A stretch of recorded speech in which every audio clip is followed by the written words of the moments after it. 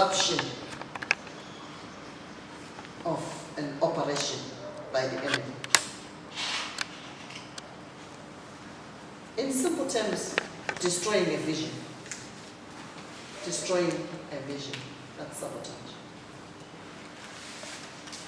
Okay? While security means confidence, guarantee,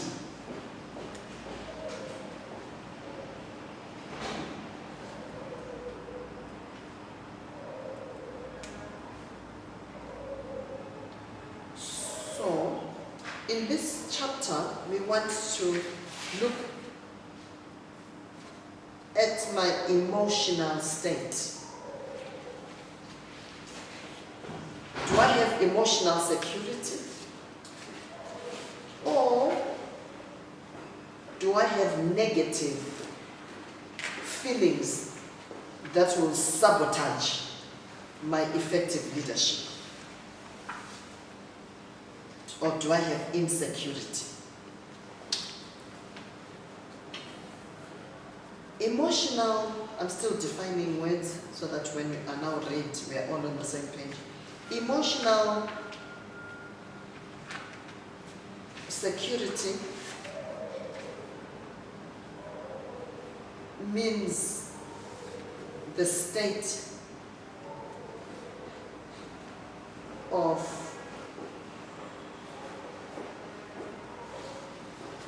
stability, of safety, of confidence.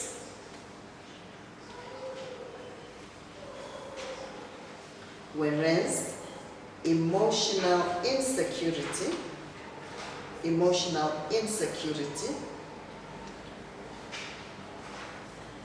is a feeling of nervousness,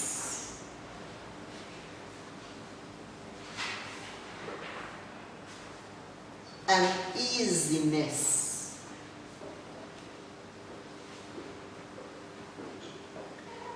feeling not good enough,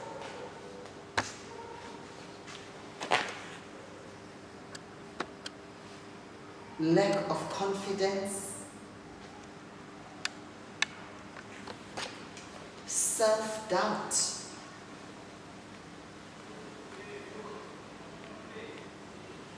which prevents effective leadership.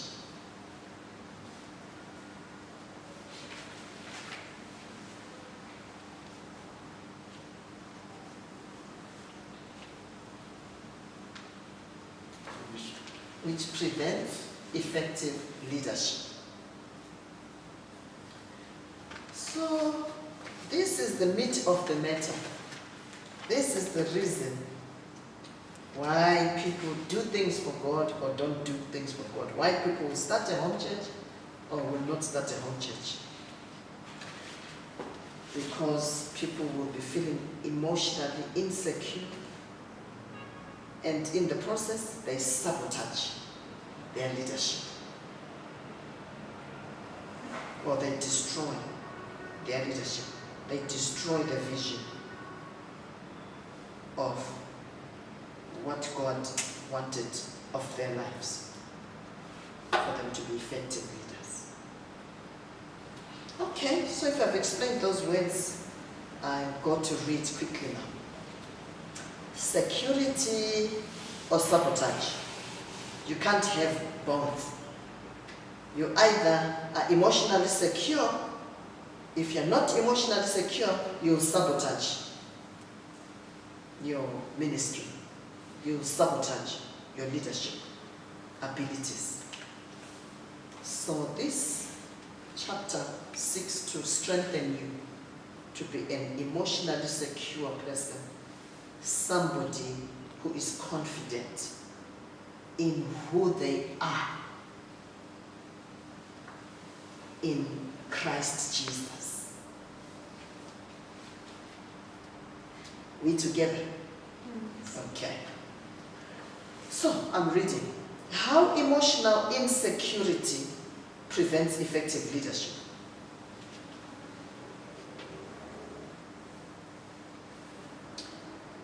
One of the greatest tragedies of church life surrounds the insecurities of her leaders. Leadership disasters happen every week, while pastors pretend that the problem has to do with the theology or programs instead of introspecting.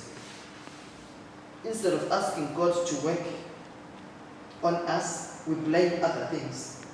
We have meetings to say, why is this not happening? Why?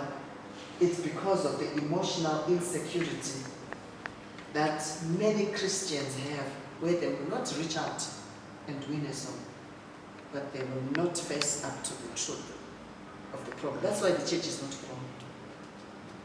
So they'll find, the reasons. Why is the church not growing? It's because of this and so on. So the thing is, for you to win any battle, you must confront it squarely. You must know what the problem is. That's why I said this is the meat of the matter. So, second paragraph.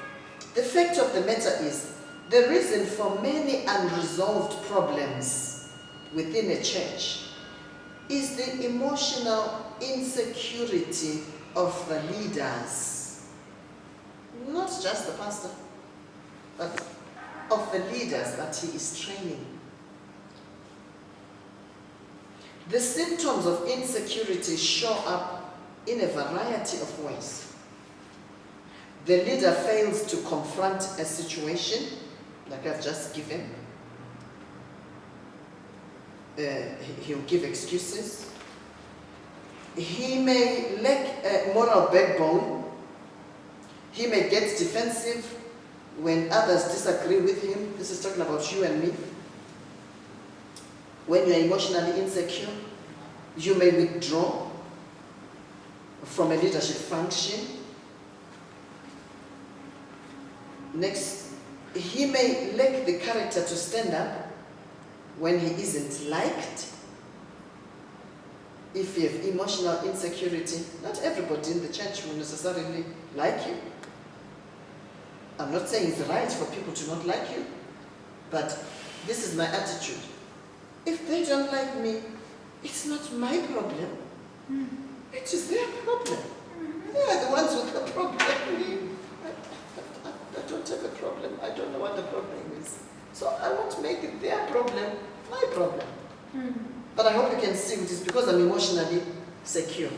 But if you are emotionally insecure, the minute you see someone who doesn't like you, they don't like me.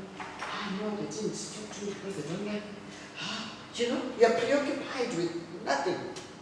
And you're sabotaging your effectiveness as a leader if you believe those lies. Because of this insecurity, last sentence there, in that paragraph, the leader begins to believe the lies about himself. Begins to believe lies about others. And begins to sabotage his own leadership. Maybe the pastor was just busy. The minister was just busy. That's the reason they didn't talk to you. They were preoccupied with trying to get so and so before so and so disappears, and then they think, they didn't talk to me because they don't like me. And you start to believe those lies. It's a reflection of emotional insecurity. Spotting insecurity in your behavior. To be honest, personal insecurity is fairly easy to spot in your behavior, like in the examples that I've given. We fail to see it merely because we ignore it. We pretend that the insecurity is not there by defending ourselves or by diverting the focus onto something else, like I was saying, finding other reasons. Let's take the example of starting a home church. It is warfare. It's not going to be as easy as ABC. So you invite people, maybe your friends, please come around for a cup of tea. I'd like us to spend time just teaching one another, how to pray or praying for one another, or, the Bible study, Yes. And then they don't come. If you're emotionally insecure, you will take that as, They don't like me. Oh, they think I'm not good enough. Because, but if you're emotionally secure, you realize you will make a choice. You will decide to think otherwise. Like to say, maybe they got held up. Maybe something happened at home. Let me phone and find out. In other words, don't just jump to conclusions. But let me tell you something. That's one of the easiest things to do as a leader, which sabotages your confidence and sabotages your effectiveness as a leader. Drawing conclusions quickly about people, which oftentimes, when you now talk to the person, that was not even true. You then maybe call them or text them, oh, what happened, Oh no, my sister broke her leg and then we had to go to, to the clinic, and you had made wrong conclusions because of your insecurity. And if you have not been taught these things, you never again invite them. And the devil is one. You understand? But if you're emotionally secure, you'll take the time to find out. Give the person the benefit of the doubt, always. And find out, what happened? Are you okay?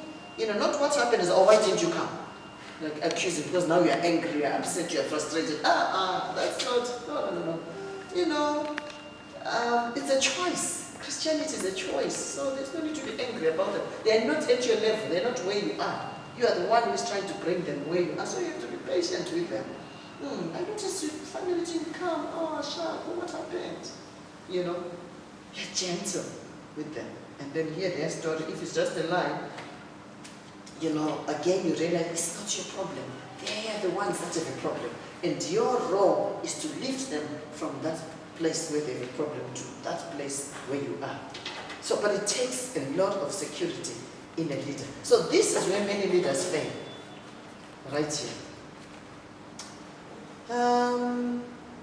The following are biblical case studies where ordinary people like you and me struggled with common insecurities of some sort. Notice how these insecurities showed up in their lives. And this is how you can also tell if you are insecure. Number one, comparison. You start to compare yourself. You begin to compare yourself to others. That one can pray. So now if next you're asked to pray a public, your food is clean. Yeah. Hello. Know who you are.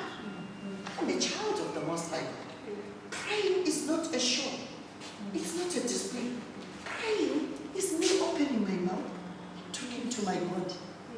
Surely I have a voice, I have a mouth, and I have a relationship with my God. So I'm going to talk to my God in the way I know best to do. Because all I want is to communicate with God.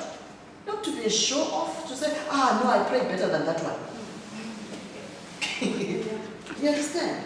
So these are some of the ways in which never compare yourself with anybody. Don't ever do yourself that injustice. I would not be here if I ever did. Because let me tell you something about life. There'll always be somebody who is better than you at something. But there'll also be somebody who is worse than you. So take comfort. That's life. All we want is just to get to compare myself with myself. Last year I couldn't pray in public. But this year, praise God, I have the courage I can pray in public. I'm comparing myself with myself. From one level to another. From glory to glory. I'm doing better in the things of God. Even in my SGGs, I'm doing better. This week I got 5 for coming to church. I got 0, I was late. I did not tithe, I did not give, I did not invite a friend, I did not. This week I got 5. At least I just made it to church. I got 5 out of 300 this week. Next week I must improve. I must come to church in time. I must try at least get a friend. That's growing. I must prepare my giving during the week. I must tithe. I must invite someone. I must visit someone. There's so many ways. I must end this point. Last week, I got 5 out of 300. This week, yes, I got 65. Next week, I got 150. This is me comparing myself with myself. That's a growing Christian. So, comparison is the biggest killer. And it shows insecurity in your own. So the danger is that you ignore the unique role that you are to play in the team. There's something unique about you. There's certain things that only you can, there's a certain space in the church that only you can occupy. There's certain things that only you can do well. Yeah. You know, I may not be a prayer warrior, but you know, I notice things like this, and I'm very uncomfortable. Why can't we just put order there? That's my role also in the church. Some prayer warriors can't even see that, they'll be tripping. They'll be tripping over it, you know? So we're all gifted differently. So that's my strength. When I see disorder, I put order. You understand? But I could have disqualified myself with that. I'm not a, you know, I'm not a fiery preacher. So, I want, oh. I hope you're getting something there. Yes, It's very important. That's how many people sabotage their own destinies through comparison. So, those vineyard workers that okay, no, these are different. These are the ones where the hirer came and said, I'll pay you $20. Came at 8 o'clock, I'll pay you $20. Someone came at 1 o'clock, the job is worth $20. You came at 4 o'clock, the job is worth $20. Even in the budget is $60. So if I have 3 people, I'll pay them 20, 20, 20. And then this one who comes, who came at 8, now starts to, you know, this is the Matthew 20 story here. Basically, the story teaches me to be content with what I've been given. That was the contract between you and me, was it not? That I'll give you $20. So what is your problem? Okay, I know you just say, but it's not fair. That's why I only worked for one hour. Me, I worked for 8 hours. Grumble. You know, but you find if you live life comparing yourself with other people, you'll never be happy in life. Yeah, well, praise God for them, but somehow I don't know. You know, that was their portion. Focus on what God has asked you to do.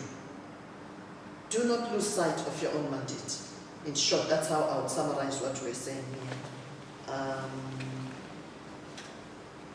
Don't lose sight of your own mandate. In short, run your race.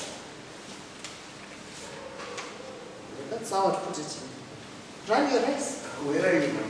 And nowhere, sorry, I'm not reading, sorry. I'm trying to help us understand how to overcome comparison. So write your notes on